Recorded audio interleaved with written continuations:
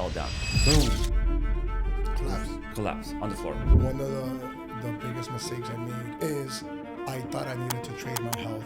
There was a trade-off, right? I need to build a business, so my health is just gonna have to take a back seat. Yeah. And he was right there across me. My wife's right here, pregnant, in a scrubs, and I don't know who they are. My goal in life really is to just show people that, like you have an opportunity that wasn't through school, that wasn't through the norm, that you just found something you're good at and you make money with it. If you're on drugs, you're dealing with drugs, you had a stroke, you have a divorce, you had a bankruptcy, you had a heart attack, your parents died. If you're rebounding from something horrible, don't give up.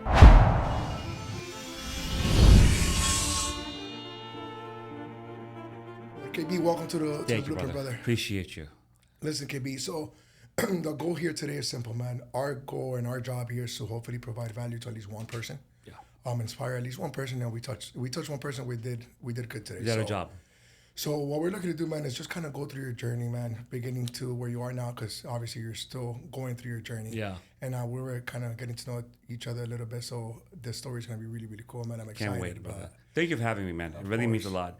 I know we've been coordinating this for like a month or two, it's been hard and you're a gentleman, man. You know, you're very proper. You're very prompt on your responses, being to most people, especially in Miami, Florida. Yeah, I'm from South Florida, so I know how it is. Yeah. But you know, and I'm impressed by you and your story, man. And God has blessed you in so many ways. Thank you, man. So when we do this, before we go into your professional journey, let's kind of go through your personal story first. Walk me through your upbringing real quick, and then we'll kind of lead it from there and see where it takes us. Sure. Thank you. Born and raised in Brooklyn, New York, man, in the 80s. My 80s was, I think I'm 10 years older than you. Yeah. Bro, 80s was a tough time in Brooklyn. Crime was the highest. I belonged to a Pakistani mom and dad, immigrants from, fresh off the boat. We call them fobs, right? Yeah. One bedroom apartment. My apartment, I cannot kid you, I say this often, like your friend enters here, that room, and this together is probably the size of my apartment we had. Wow. One fine day, my dad decided to walk on us. He said, I'm not going to stay with y'all. So it was single mom and myself in Brooklyn, New York, when, things are bad. And that right there was, if I have to make a movie on my life, that was a chapter that affected my adult life all throughout. Now I'll get back to you on that. He walks out. My mom called her mom to come in and help us with raising me. Bro, dirt poor. We used to go on the line to get food stamps and welfare in New York in cold weather. Mom got odd jobs, for $3, $4 an hour to raise me, man. Interesting thing is I never felt broke. I never felt poor. My mom gave me everything, all the love. Her brothers were very much involved in my life, but man, the missing figure of the father figure, and we both look up to Patrick Bet-David. Patrick Bet-David had this video, and I'll send it to you. If you don't watch it, you should watch it. How important a father figure is in a household. 100%. And so anyway, so that happened. So life is going on. We're surviving. We're doing okay. And then, look, man, I turned 17, 18, and one, again, fine morning, my mom comes home from the hospital, and she goes, yeah, son, I have cancer. Wow.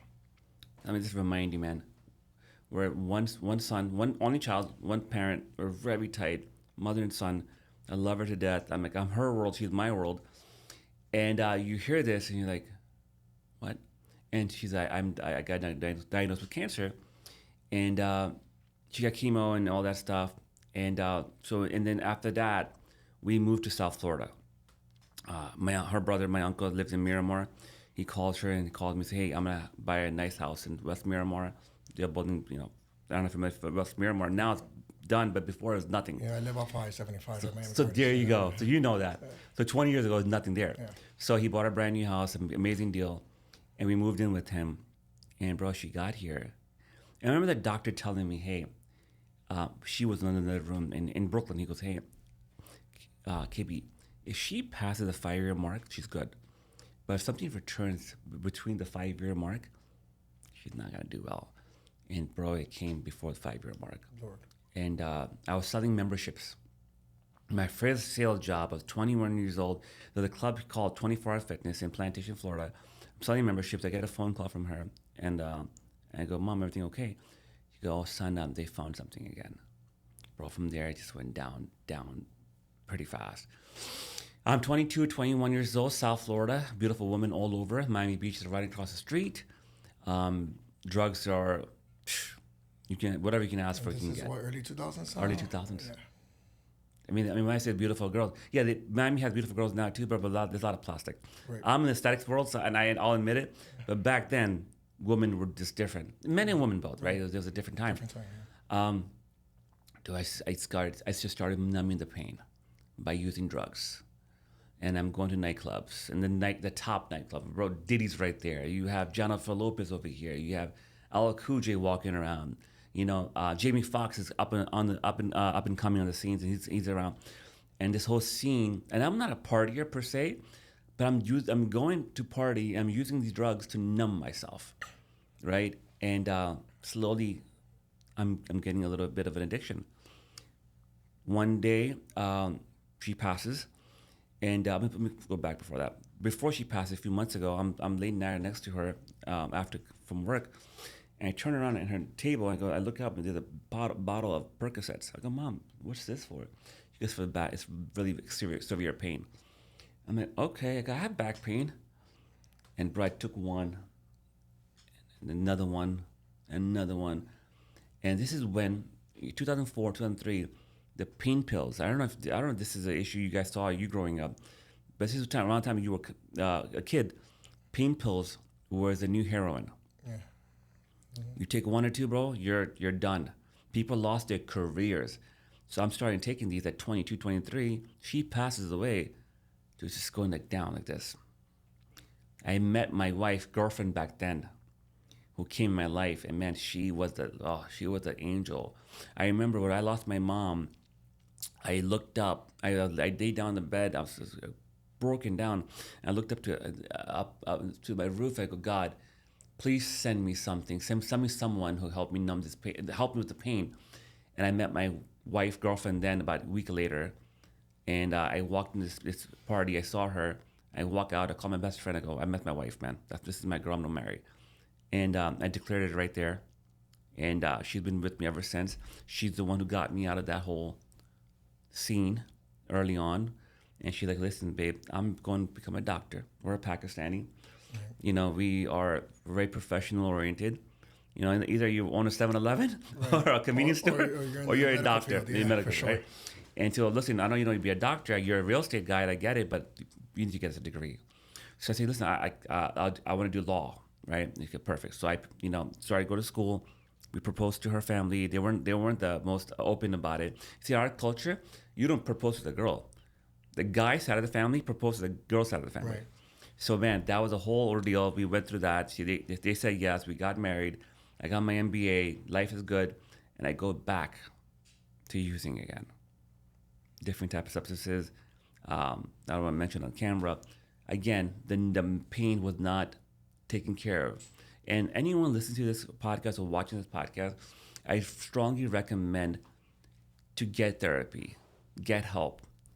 There's nothing wrong with it. I think the social taboos, like, oh, if you go to therapy, you're not a man, or you're weak. And it's the opposite.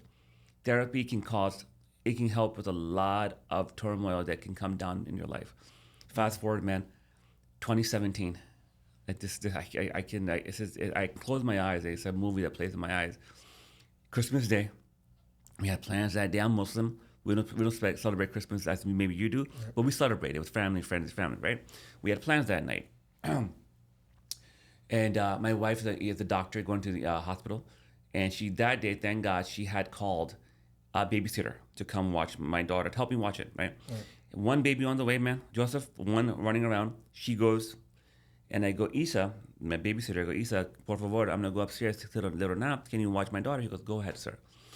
Joseph, I go upstairs, my friend. I just fell down. Boom. Collapse on the floor. The bed's here. It was like this. I'm dangling. And dude, my right side just gives in. Droops happens. This hand is working. I grab the phone. I'm talking to my wife. Gibberish coming out. Dad, no clue what I'm talking. Dude, she calls the ambulance. I go to the ambulance. I'm going to make this faster. Take your time, because this is impactful. I go in there, hospital. I swear to you, this is a true story, bro. My best friend, she called my best friend. She goes, hey, Ramir, he works for Delta. Can he come, please? He's not talking to me. He thought we're fighting. He goes, Simon, I just got back to work, man. My love. He goes, no, Ramir. He's not able to talk to me. He's having a stroke. And the poor guy, I had dinner with him last night, actually. He ran there. He rushed there. And he was right there across from me. My wife's right here, pregnant, in her scrubs. And I don't know who they are. And I remember I had to pee. You didn't recognize them? I recognize them. Oh. I kind of recognize them, but it's not registering. They look familiar. Like, I'm like, oh, Joseph, is that you? And I can't even speak, right? So I'm like, even worse. Bro, I had to pee. I remember the story. So I'm going down the hallway. I'm kicking doors down. They're thinking I'm losing it, right? Today, I heard the code blue, we need security. I'm like, who are they talking about, right? And bro, this huge 6'2" security guard comes running in. Hey, my man, get over here. Grabbing my arm, like, get out. It was a whole scene, like a movie. This is Christmas. Christmas morning, bro. Oh, wow. In the hospital. Bro, I remember my wife comes to me with a bed. She goes, babe, you have to pee. I go, yes. I put my thing down. I'm peeing, and a nurse comes from the back, comes and gives me a shot. And that was it, bro. You're sedated. Done. I wake up New Year's Day. Hands are tied because I found out why. I was stretching myself, and I may have pulled the ventilator, so they hadn't. Restrain you. Yes. Ventilator in my mouth. I wake up and turn around, and a little bit like one of my best friends sitting there, Dr. Muhyiddin Fawad. Muhyiddin, shout out to him. Love the guy, man. And he goes to me, he goes, hey, man, you had a stroke. I'm like, what? And I'm like, he goes, yeah, you had a stroke. You're fine. Baby's fine. Simon's fine.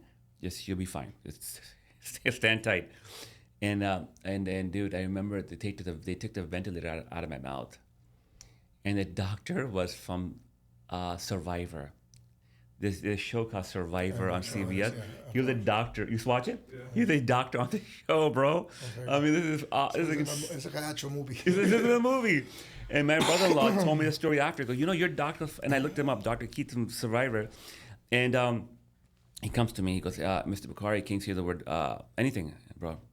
Can you move your foot, toes? Can you move your hand? Bro, it's like this. And you're how old at this time? 35, bro. That's young for a stroke, man. Yeah. 35, dude. Healthy. I'm a little overweight.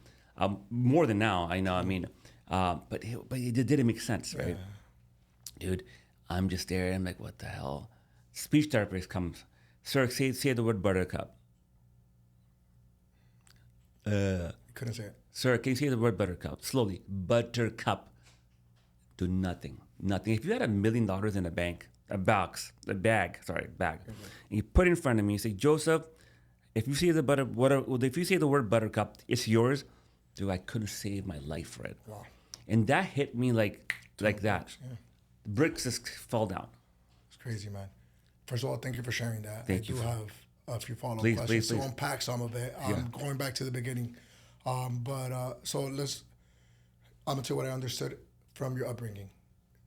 Dad walked out. How old were you when Dad walked out? 6. So basically single mom. Your uncles were involved, which your community is very tight. We're very tight. Actually worked with, I worked for a few months when I was working at T-Mobile. Metro PCS got bought out by T-Mobile. I remember that. And then they were doing this cross-working thing. So I was very involved with a dealer that's owned by a gentleman from Pakistan. And so I'm very familiar with the culture, the proposing, all this stuff. I know how that works. Yeah. And then, at what age did your mom pass? How old are you? I was 22. She was 45. Okay, wow, she was young. I'm 43 right now. I was trying to get like perspective on that. I'm 43. Yeah, she's young. Yeah, and unfortunately, medicine wasn't as advanced as it is now. Because you see a lot more and more cancer survivors today than we did. I know that in the 90s and 2000s, getting diagnosed with cancer was basically a death sentence. Yes. That's tough, man. I want to talk a little bit about prior to you meeting your wife, right? Who and we'll elaborate on that, how she's helped you turn it around, which you alluded to already. So you're partying, you're going out, you're numbing the pain, as you said, consuming drugs. You were selling memberships about 24 hours. I'm just trying to figure out what was the dynamic like from a financial standpoint. Yeah. Like how were you affording to, because partying and doing drugs ain't cheap, You're right, 100%. Yeah. Look, I mean, 21, 22, you don't need that much money. Beer money, yeah. I mean, living with my uncle, I get paying rent, a few hundred bucks a month, right, for 2-3 rooms. My mom's room, he didn't charge my mom rent. He said, hey, I want to teach you a lesson, so I'm going to charge you the rent. And he did the right thing. Okay. So I'm paying him rent. I'm paying my Lexus payment. Okay. You know what I mean? 22. And signing memberships back then was good money. Yeah. Relatively speaking. Yeah. No, I can imagine. It's just like, because my take on sales, and before we dive back in, jobs, like selling gym memberships today is not nowhere near as lucrative a job as it, because it was almost like selling a commodity. Yes. You know, same thing with cell phones. So I got into cell phones in 2010. I cut the tail end of it, but the OGs in cell phones would be like, man, you were selling cell phones 5 years ago. Our reps are making a couple $100,000 a year 100%. because cell phones it was a luxury. 100%. You know? Yeah, I forgot to tell you. So from the gym, I went to mortgages. Yeah, didn't put PVD work in the insurance. Oh, he did ballet. In the gym, yeah. He did ballet. Yeah, ballet, yeah. Ballet fitness. So from a gym, I went to the mortgages. Okay. I forgot that part, and that was lucrative because this is before the bubble burst. Yeah. There was a big bubble when you were a little kid. You watched The Big Short? Yes, that's the movie about it. Yeah. Dude, that's exactly the movie. Yeah. That was the thing. 2003, 2004, bro. Any house you can go to. Appraiser, everyone's all in it, right? Everyone's just corrupt.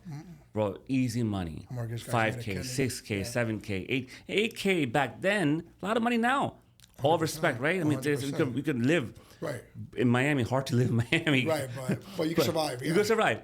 Bro, back then, young kid living with his uncle, make 5, 6K. You're banking. You're banking. You think you're the top of the world. Okay. A bottle back then in Kroger was $500, bro. Wow. So you and your boy want to be gigolos that night and ballers, $250 you, $250 me, and go to Crowbar and get, party next to Matt Damon and Ben Affleck. So that's awesome. Yeah.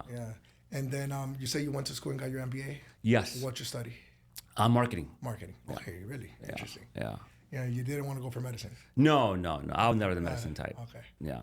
Yeah. So, but your wife is a my wife's physician, a full time. Yeah. Got it. Understood. All right. Mom passes away. You go into drugs. You kind of get out, but then you kind of relapse. Then you have this health scare. Yes. You have a family, obviously. Walk me through your calling after that moment. Like, what changed, and what have you been doing since to basically not take your second chance at life? Because that's what it seems like to me. Like, you got a second chance at life, and obviously you're not taking it for granted. But can you elaborate on that a little bit and speak to that? I'll just quickly give you guys a quick snapshot. Stroke happens. I go to rehab. I had to learn how to walk again, talk again. I go back to move with my in-laws. Same in-laws were saying no to me to get married to their daughter 10 years before that. Now they're giving me a room in their house, and God bless them. They're my parents now. We love each other. They're my biggest supporters, by the way, to this day. Dude, I go back to my job, director of marketing. It's a tech company. Okay. The guy he's one of my best friends, now my mentor now. I went to him like, Alex, I'm ready to go work. He goes, okay, man, let's go for a walk. We go for a walk. He goes, buddy, you've been out for 2 months, bro. I had to replace you. Yeah, I'm worried about your health. Take it easy. And I got so emotional. I'm like, F you. You're my mentor. You're my big brother. I started this company with you and this and that. We had dreams. And he goes, man, relax. And I was so bitter at him. I drove home crying from it was from NMB, North Miami Beach. I'm crying, a grown man crying. I'm like, what happened to my life? Victim mentality hits in. Yeah. My in-laws embraced me with a hug. My wife said, babe, it's okay. I sit with my wife like this.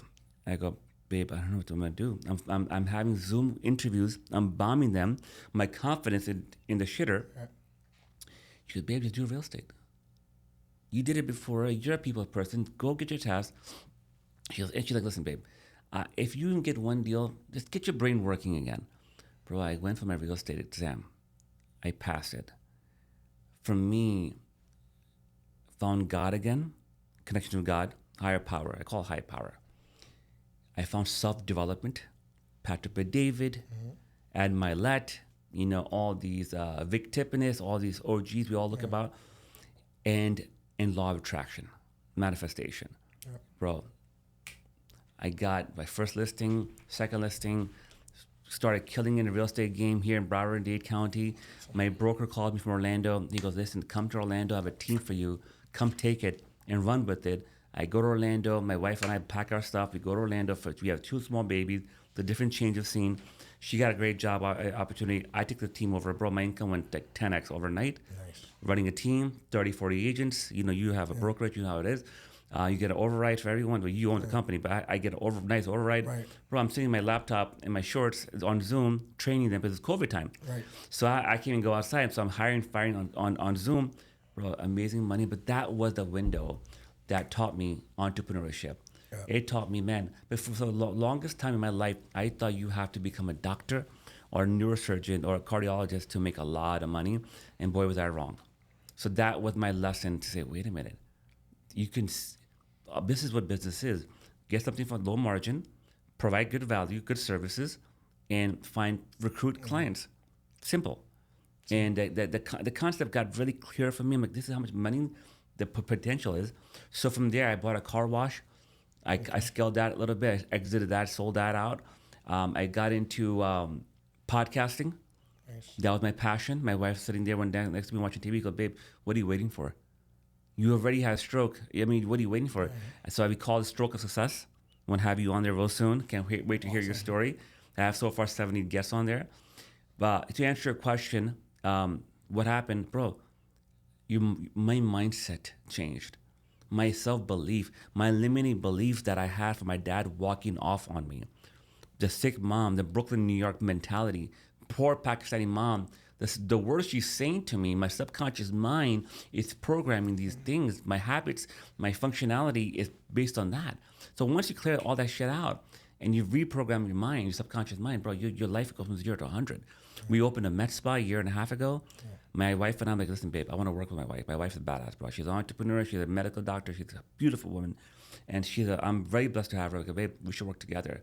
And so I'm the entrepreneurial sales guy, marketing guy. She's the medicine girl. We opened a Med Spa called Nur Med Spa. Nice. Plan to open multiple locations soon. Talking to investors right now, man, and that's where we're at. That's awesome, man. And listen, what I do know about, so your culture specific is you guys are very hardworking. Yes. Extremely hardworking. Yeah. And very entrepreneurial, but like very structured. Maybe I think that's what you're alluding to, like the whole school and but you just described the beauty of America. Honestly, 100%. Is in some of our countries, and I use Panama as an example too.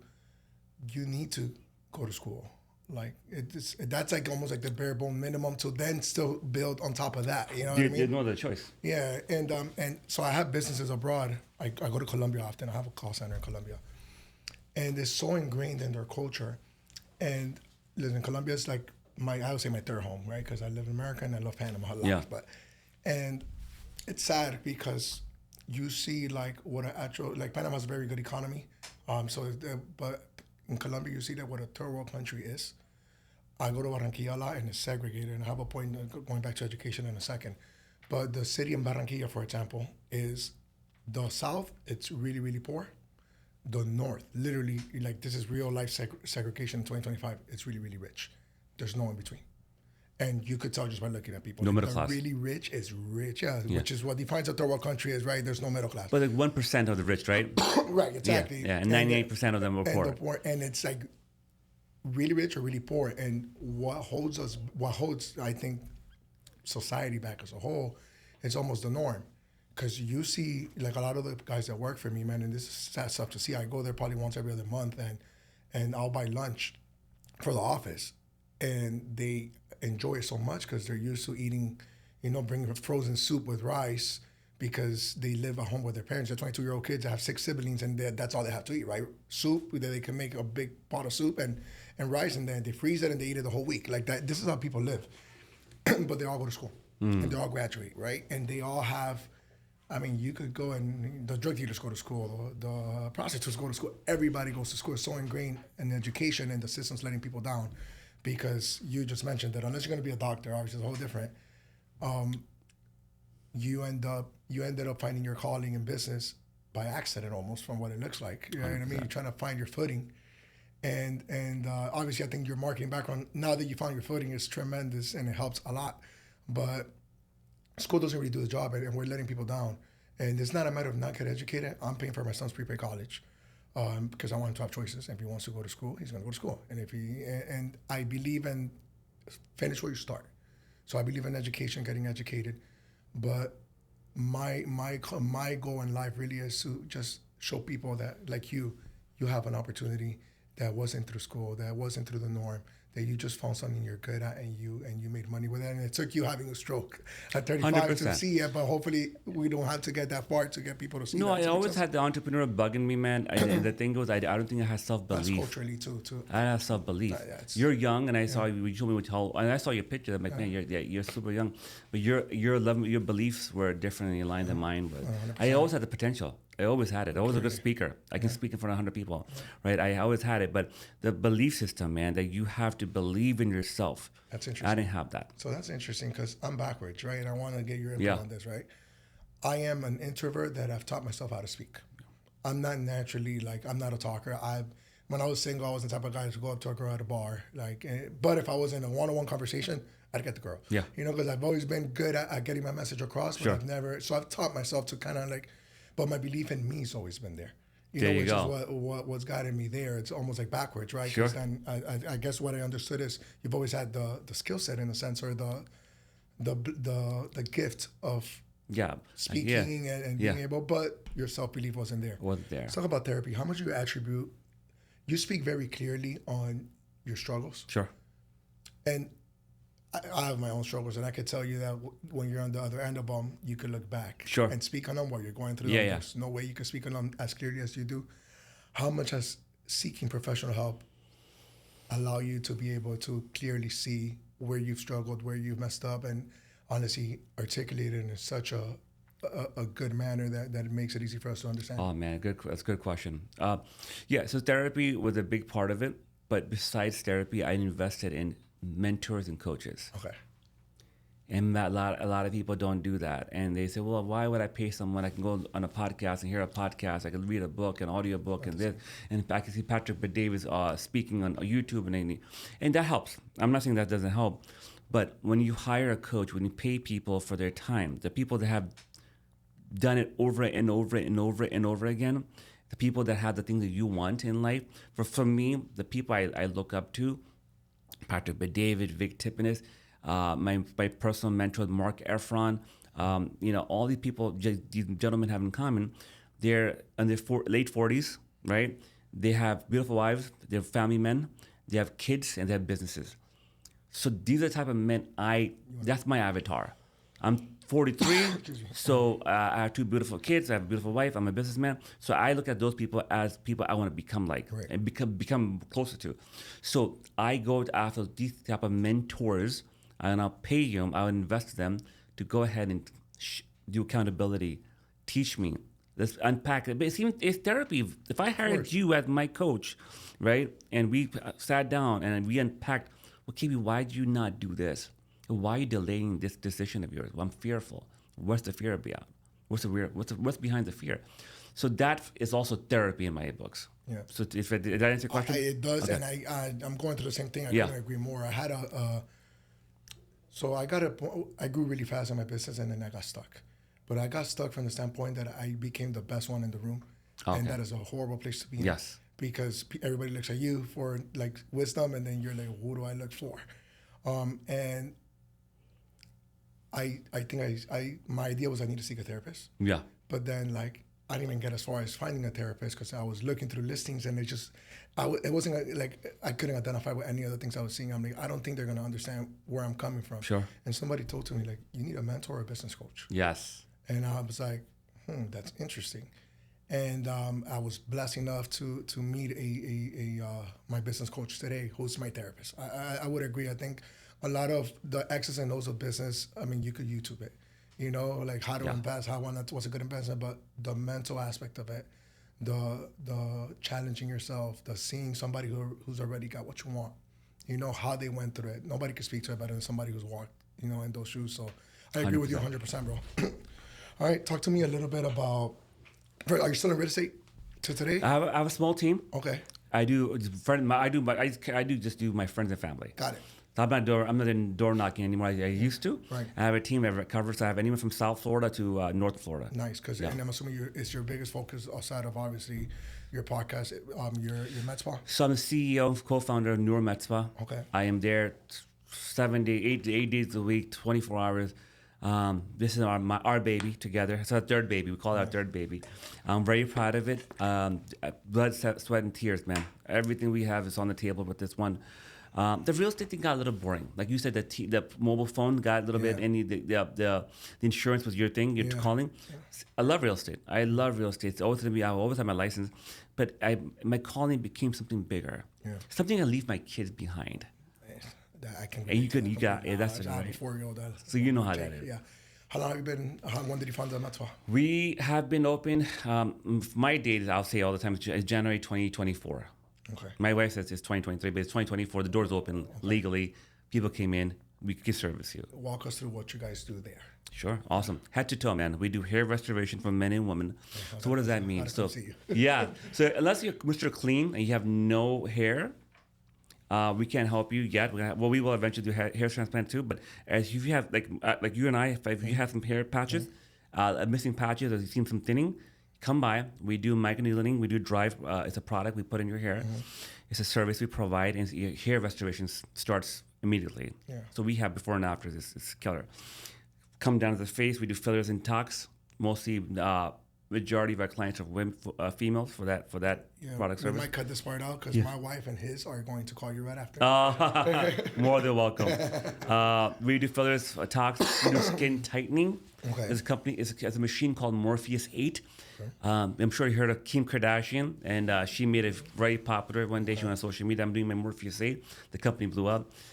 Jessica Simpson uses it. Eva Longoria uses it. So these celebrities pushed it out there. We offer it in our company. We do laser hair removal. We do a lot of different stuff, man. We do weight loss.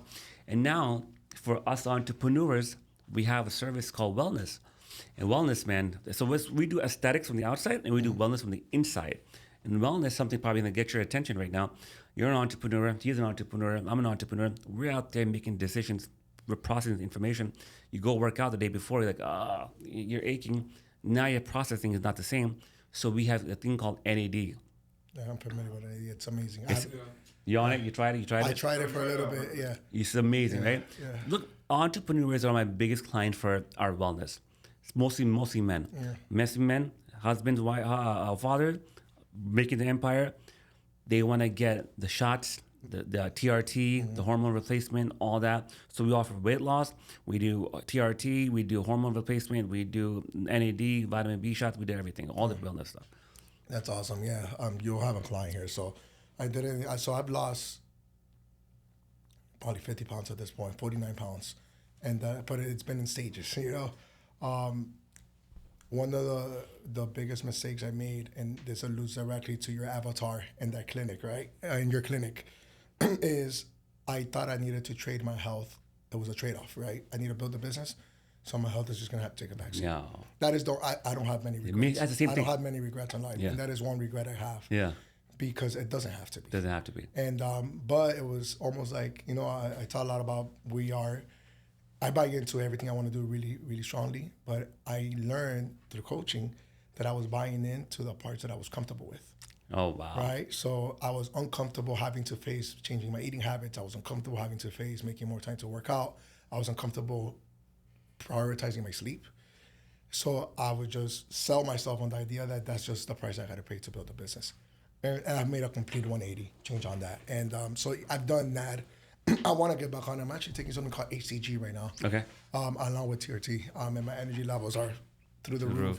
But I want to go on that. And the only reason I just started that last month, so I'm not taking it now because the doctor wanted me to see how I do with these so I can attribute what the way I feel to a specific, I guess, medication rather than just taking the whole shebang at once. But yeah. Dude, and I've done both. Yeah, so you got a client here. And I go to Orlando quite often, so I'm definitely going to check you out. Anytime you need, bro. Walk me through, let's talk about some challenges with the business because obviously you seem to me like a very resourceful, you know, I figure it out every time type of person, but I'm yet to meet a business owner who hasn't had struggles. And I want to focus specifically on your third baby because it seems to me like this is what you're extremely passionate about right now. I'm laughing, but there's a lot of challenges. Walk me through anybody that wants to get into this business. You know, what are some of the struggles that you deal with, and then we'll get to some of the good parts. Yeah. Listen, you know, I always say my hero is my wife. I love my wife, and you know, but this is my baby mama. I go home with her. She's my business partner. Now imagine she got to medical school. She's a type A. She didn't go to medical school being lazy. So this is my business partner. I'm not type A type of person. I'm a different type of person, right? And to imagine both of us working together, first challenge was that. First year with a lot of us going back and forth. Yeah. Thank God now we found a rhythm. Now we kind of dance, so to speak. Yeah. And she does my specialty. She leans on to me for that. I lean on to her for that. So first thing first for your audience, if you plan to ever do and go business with your spouse, make sure you have a bunch of meetings before and have a good understanding. Hey, babe, what you plan to do? What do you do? I'm going to do this. Well, I'm going to do this. Well, it's all, and agree. It has to be on paper. Hey, agree. Right. This is my lane. This is your lane.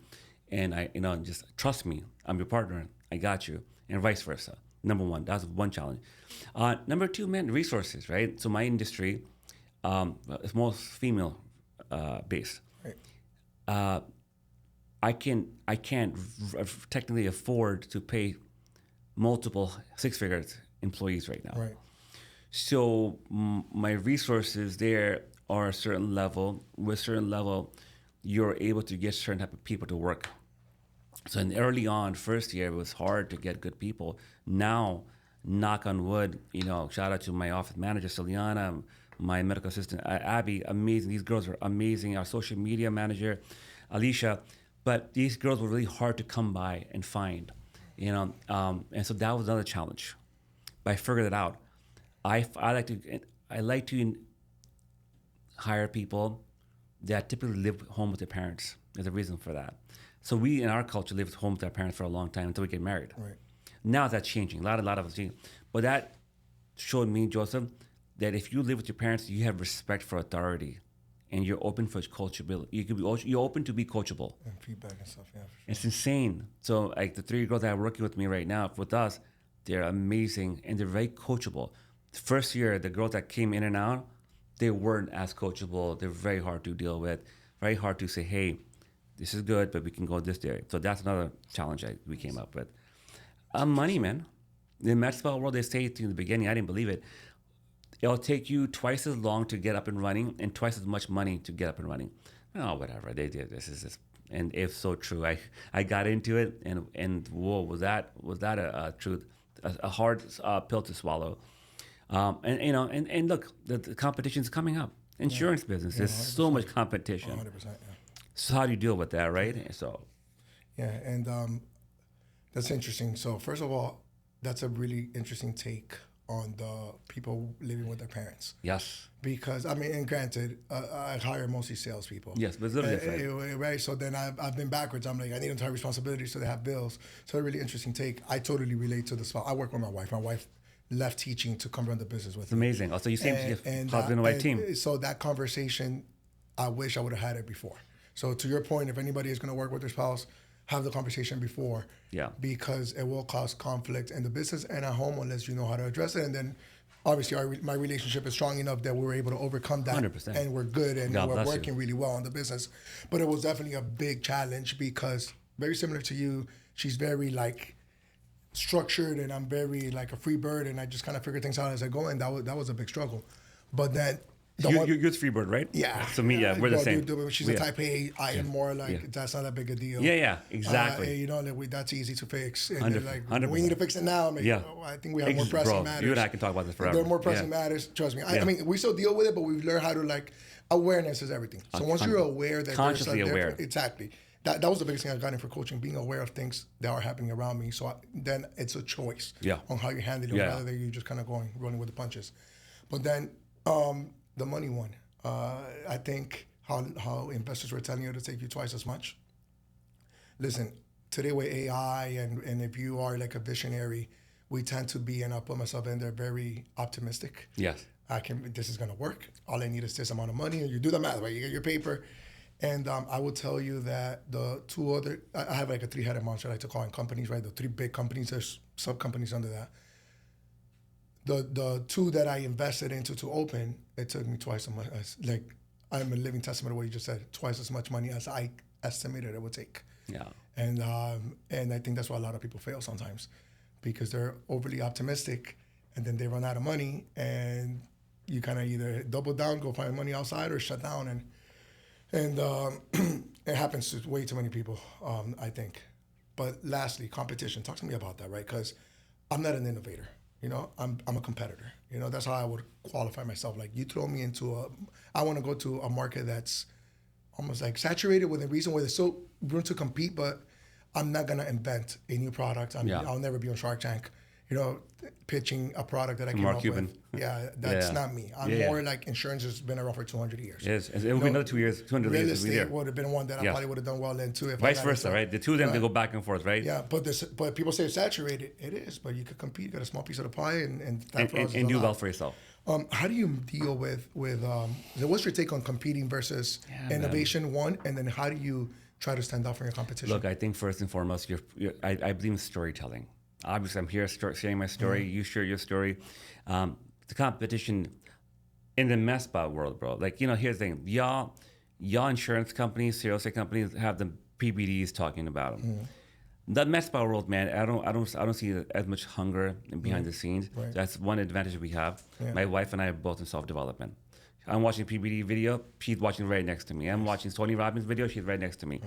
I think for me, competitions it's extra mindset. I look at it like abundance mindset, and there's an abundant mind of business out there for your competition, ABC Insurance, and you to survive, co-survive together.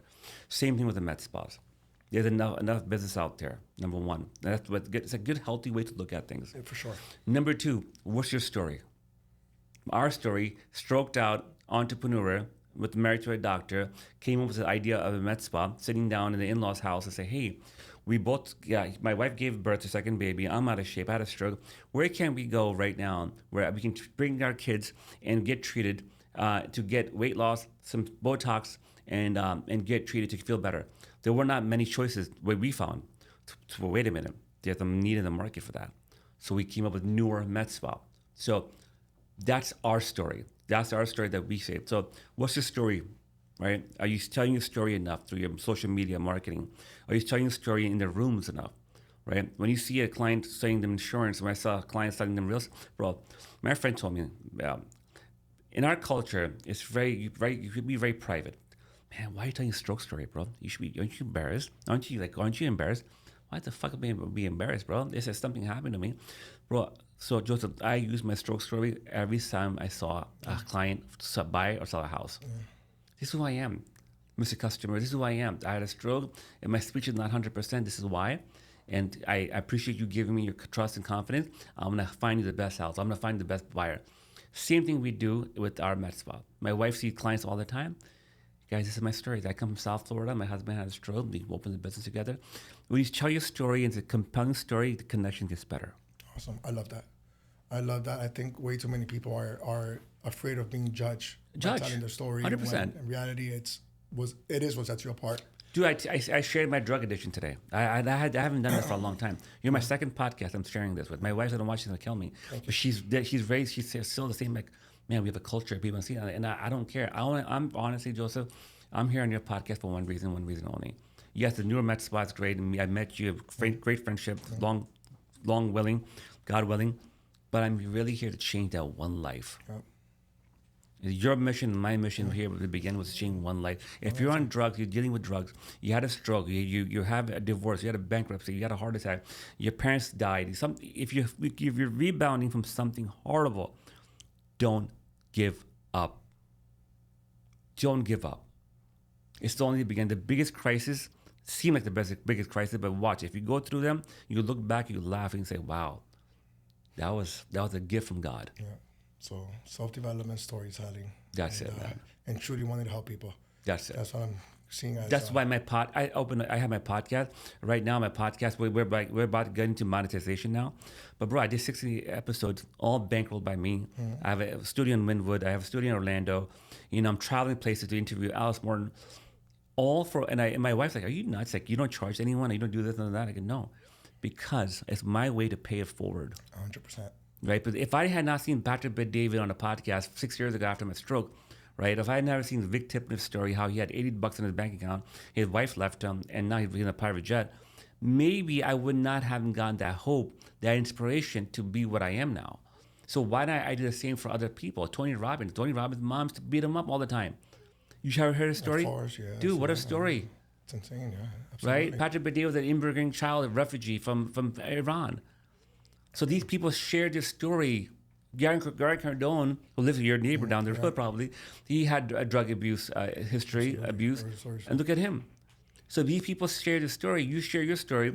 So we're there for changing people's life, and that's it, man. Yeah, and I think the biggest thing could be is that we're not, and I want to say you're not different from anybody else. No. And I think because a lot of people in your shoes with similar stories might feel like, well, Tony Robbins is Tony Robbins. You know what I mean? Like, Yeah. You just name some big names, and they weren't always that. No. You know what I mean? They started like you started, basically. Just like you and me, man. With the sole purpose of helping. Because I will tell you this, man. People ask me all the time, like, are you making, I'm like, no, I posted 20 episodes. I'm not making $1 on podcasting. Absolutely not. But you're here this morning, Saturday morning. You both are here. Right. Open this up for me. Yeah, because if the point was to make money, I would not be in the podcast business. Yeah, You know, 100%. You know, that's Pat BD, PBDs, and Tony Rod, these guys that have built that type of following. But I think where the gap is that most people miss is all the dirty work that took from them starting to where they are now, which is what we're doing this morning. And what I keep at the forefront is, like, and my principles and every business I have is, like, for example, for my insurance business, have as many agents make as much money as possible. It's how do I help more people? And every decision we make it with the people first, us second. Because if we go second and we go last, well, it'll reciprocate. 100%. You know, something I want to talk about too, and I think we're doing okay in time, is you mentioned something that I didn't ask you about, and it really stood out to me. You said the words manifestation and law of attraction. Yeah. I'm a big believer in that stuff, and I wasn't always a believer, because I'm also like, there's the logical side of my brain that tells me you just got to do the work, you know. And I'm at a point now where I guess you got to manifest it and then do the work. But I am a walking testament of, like, saying things out loud, believing I'm gonna do something, having no clue how, and then it becoming real, down to like people that I've met. You know what I mean? Like, very specific. Can you talk to me a little bit of how the law of attraction or manifesting has helped you turn and become who you are today? Dude, I came across a secret years ago before the stroke, and I was trying to practice it, but I was, again, numbing myself with stuff, and you can't do that. You can't do stuff to your body and manifest your best version. You can't. The stroke had to happen. Everything had to stop. Everything cleared up. It had hit rock bottom for me, my story. And then you go into how the development of your mind. How does your mind develop? Your subconscious, conscious mind. Your subconscious mind developed in your mom's womb up to age 6. How old you have a daughter? I have a son. Son. He's 4. What's his name? Jake. So Jake is 4 years old. Now Joseph and your wife, what's her name? Stephanie. Stephanie and Joseph talk about money. Jake's playing over here. And now you both, just to say, hypothetically, fighting about money. Money to grow on trees, money to do this. He's listening to that. Now his money beliefs are being formed. Well, we're not white. We're not the Trumps. We're Latin. What do you think? You think you're going to go up compete with, ABC insurance company? Babe, you're not them. He's hearing that. So mom is saying that dad cannot compete because dad is Latino and only white people can do well. It's not the case anymore. Right, but in the 80s, in the 90s, that was the norm. Our parents were immigrants, bro. This is not our country. Yeah. This is our country now. Our kids now are Americans. So my conscious, subconscious mind was formed that way. And the subconscious mind is what drives your habits, your thinking process. I learned your external world is based on your internal world. I'm going to repeat that once again, so pay attention to the audience. Yeah. Your external world that you hate, for those that are like, oh my God, this is miserable, I'm living the worst life, is all affected by your internal world. I'm going to give you an example. Gratitude has done wonders for me. Gratitude, if you wake up every morning in your morning routine, I don't know if you do right now, start with gratitude, 10 things you're grateful for, especially the day before, and try to find things that are not money related. Right. Your wife, Jake, right? Stephanie. Gratitude, if you rewire your brain enough, your outside world will start to change. Okay, I can say, well, I was in Brooklyn, New York, and we had nothing, and we had this. Bro, we had a lot of love. We had a whole community of people there for my mom, helping her raise me.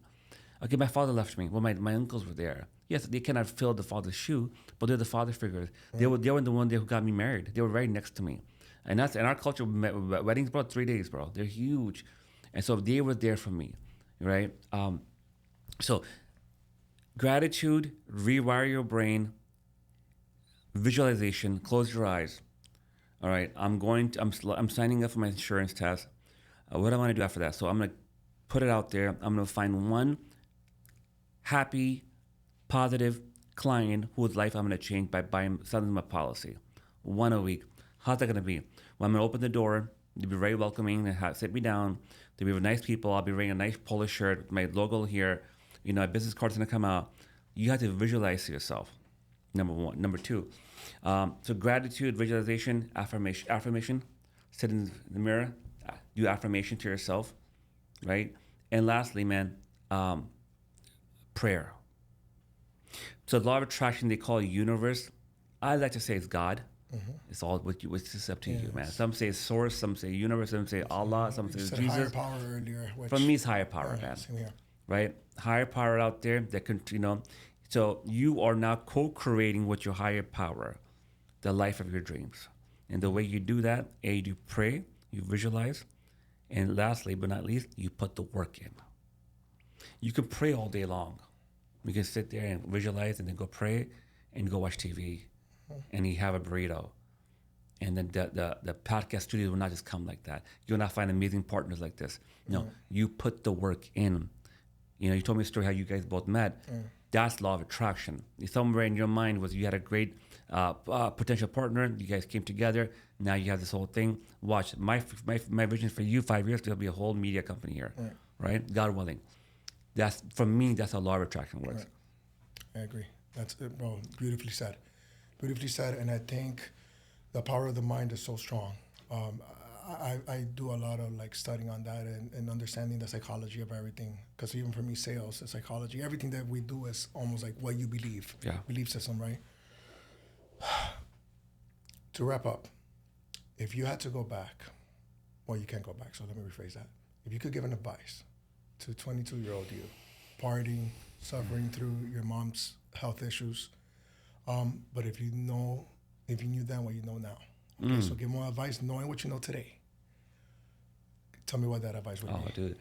I would say that back then I was against school. And again, school is, if you want to become a doctor and be a lawyer, go for it. You should go for it. Absolutely. You want to be a salesperson, to be an entrepreneur, I would say to my old self, listen, I go get an AA or maybe a BA, a bachelor's, all right, get the minimum, but do not walk away from sales. Sales is the gateway to entrepreneurship. Patrick David was Bally's Fitness Center. Grant Cardone sold cars. Andy Elliott sold cars. Alice Morgan did MLM. Sales is like your entry. It's your residency. In residency with doctors who work for free and they get abused to learn the craft. Sales did that for me, did that for you. Number three, look, party. You can party, but all within in moderation.